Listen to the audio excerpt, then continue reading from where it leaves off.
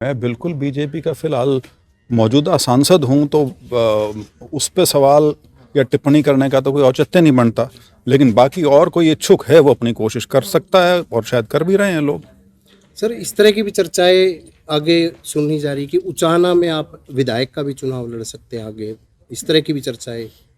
यार देखिए, फिलहाल तो मैंने लोकसभा का चुनाव लड़ना है विधानसभा के चुनाव आज से 9 महीने बाद होंगे, तो तब की तब देखी जाएगी। वो फिलहाल किसी भी प्रकार से सोच का विषय नहीं है। सर, रामविलास शर्मा जी ये कहते हैं कि जो अभी राम भक्ति अब जो इलेक्शन में काफ़ी काम आएगी, और वहीं विपक्ष में जो दीपेंद्र हुड्डा ये कहते हैं राम भक्ति के नाम पर राजनीतिकरण किया जा रहा है। क्या कहेंगे, आपका क्या स्टैंड है इसमें? नहीं, देखिए, इसमें तो कोई शक है नहीं कि अयोध्या में जो राम मंदिर का जो प्राण प्रतिष्ठा हुआ है, उसके बाद एक पूरे देश में एक माहौल तो बना है, और उससे पहले 3 प्रदेशों के जो नतीजे थे उससे उसका बहुत बड़ा उस पर असर पड़ा था। तो लेकिन पिछले 9.5 साल की यदि आप उपलब्धियां देखेंगे मोदी सरकार की तो अनगिनत हैं। और सिर्फ ये कहना कि राम मंदिर के मुद्दे पर चुनाव लड़ा जा रहा है, वो तो मुद्दा है नहीं, वो तो आस्था का विषय है। बीजेपी का एक अपना जो हमेशा से जो 3-4 मुख्य बिंदु हैं एजेंडा की यदि बात करें, तो ये उनमें से एक बहुत बड़ा बिंदु था। वो उन्होंने पार्टी ने हासिल किया है, पूरे देश में इस चीज़ की खुशी है, वो अपनी जगह है। चुनाव का जहाँ तक सवाल है, बिल्कुल भाजपा अपनी परफॉर्मेंस पर चुनाव लड़ेगी, और परफॉर्मेंस सबके सामने है। उस परफॉर्मेंस में ये भी एक हिस्सा है, ये मैं इस चीज़ को मैं नकारूंगा नहीं।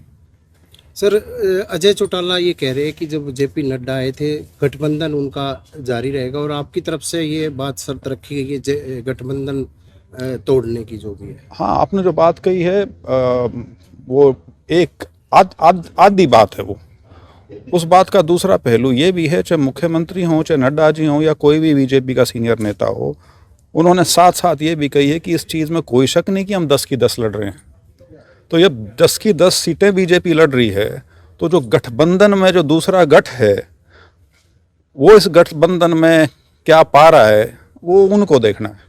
सर, वर्तमान में अभी जो कांग्रेस की बात की जाए, SRK और भूपेंद्र हुड्डा अलग अलग 2 यात्राएं चल रही है उनकी, तो वो कह रहे हैं आगे 10 की 10 सीटें हम जीतेंगे, दावा कर रहे हैं। कैसे देखते हैं इसको?